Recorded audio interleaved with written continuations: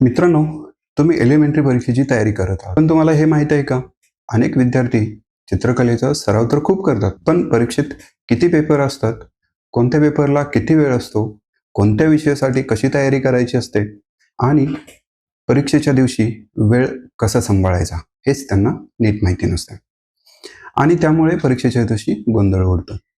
कधी चित्र पूर्ण होत नाही, कधी रंग भरायचे राहतात, कधी विषय समजून घेण्यात वेळ निघून जातो आणि शेवटी गुण मिळायला हवे होते तेवढे मिळत नाहीत.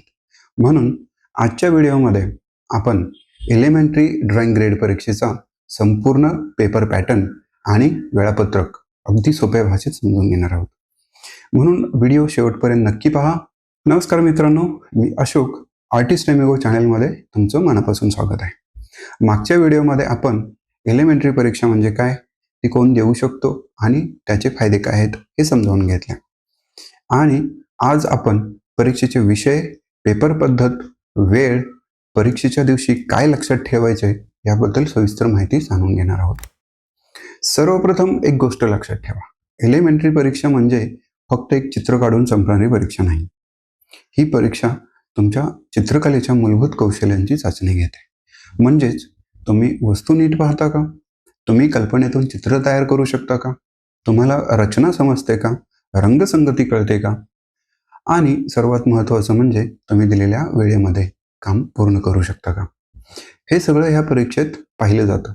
म्हणूनच प्रत्येक विषयाचा सराव करणे खूप महत्त्वाचे आहे. आता पाहूयात एलिमेंटरी परीक्षेत मुख्य विषय कोणते असतात. साधारणपणे 4 मुख्य भाग असतात: object drawing, memory drawing, design, plane geometry lettering. काही वेळा विद्यार्थ्यांना वाटतं की हे सगळे वेगवेगळे आणि अवघड विषय आहेत, पण खरं सांगायचं तर हे सगळे चित्रकलेच्या वेगवेगळ्या बाजू आहेत. एक विषय तुम्हाला निरीक्षण शिकवतो, एक विषय कल्पना शिकवतो, एक विषय सौंदर्यदृष्टी शिकवतो आणि एक विषय अचूकता शिकवतो. आता प्रत्येक विषय अगदी सोप्या भाषेत समजून घेऊया. पहिला पेपर आहे ऑब्जेक्ट ड्रॉइंग.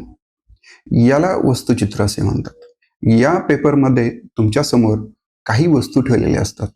उदाहरणार्थ बाटली, फळे, कप, फुलदाणी, खेळणी, भांडी किंवा इतर दैनंदिन वापराच्या वस्तू ज्या आपल्याला घरामध्ये पाहायला भेटतात.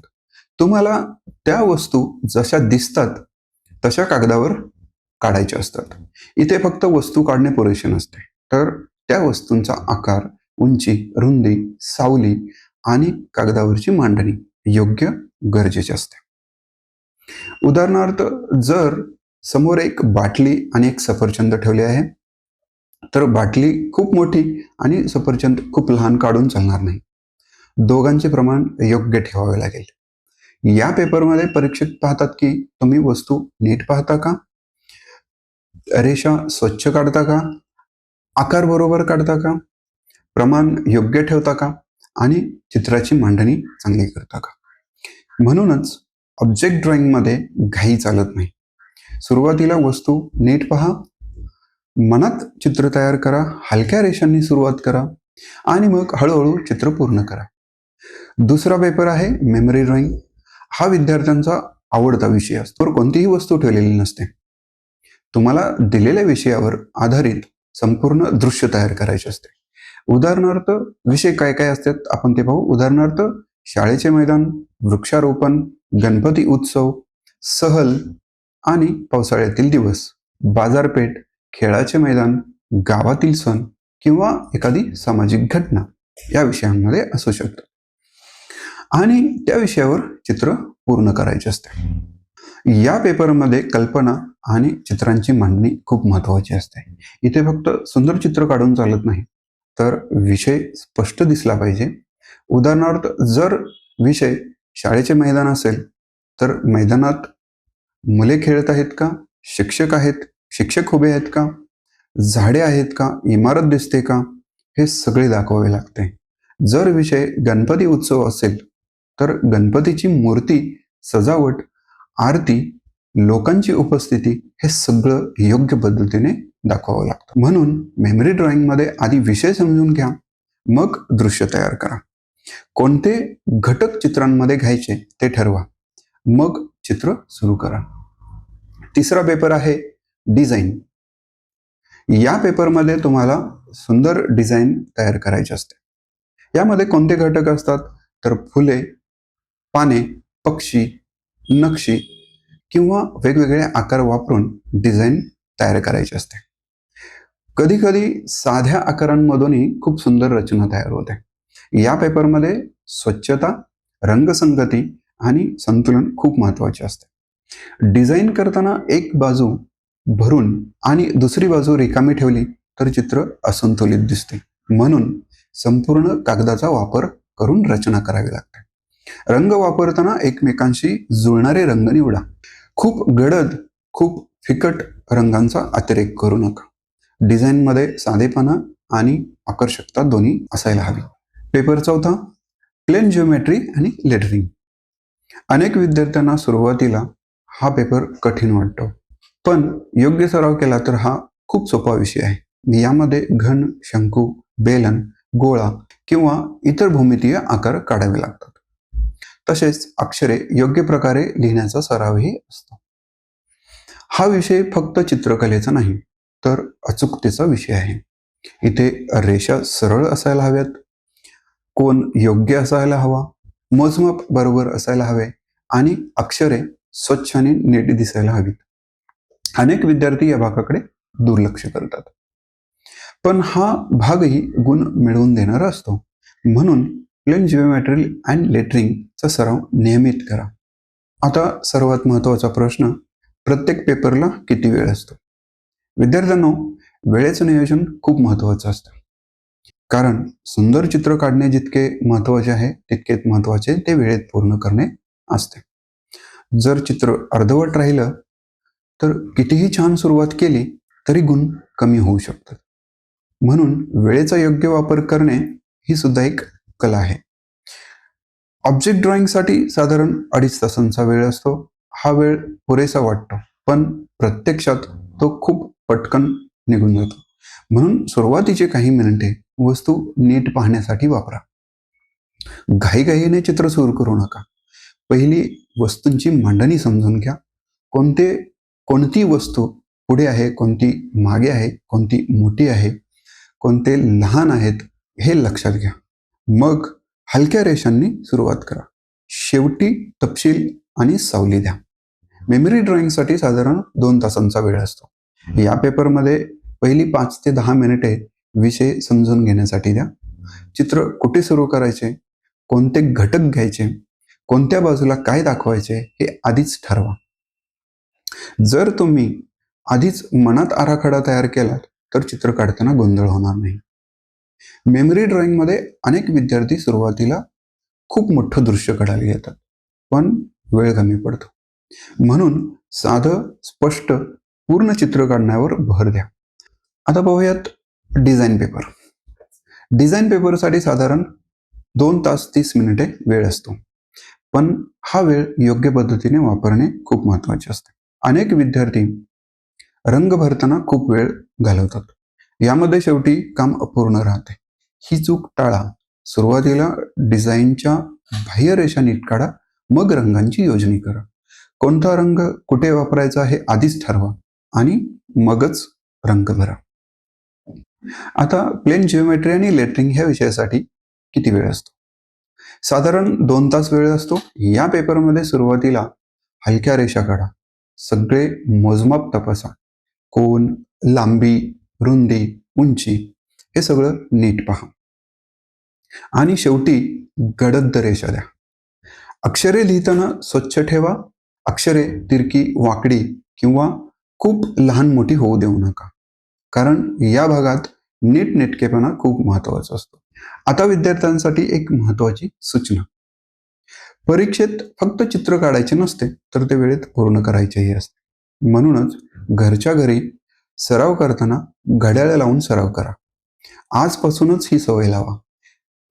उदाहरणार्थ, एक दिवस ऑब्जेक्ट ड्रॉइंगसाठी वेळ द्या, दुसऱ्या दिवशी मेमरी ड्रॉइंगसाठी वेळ द्या, तिसऱ्या दिवशी डिझाईनचा सराव करा आणि चौथ्या दिवशी प्लेन जिओमेट्री आणि लेटरिंगचा सराव करा.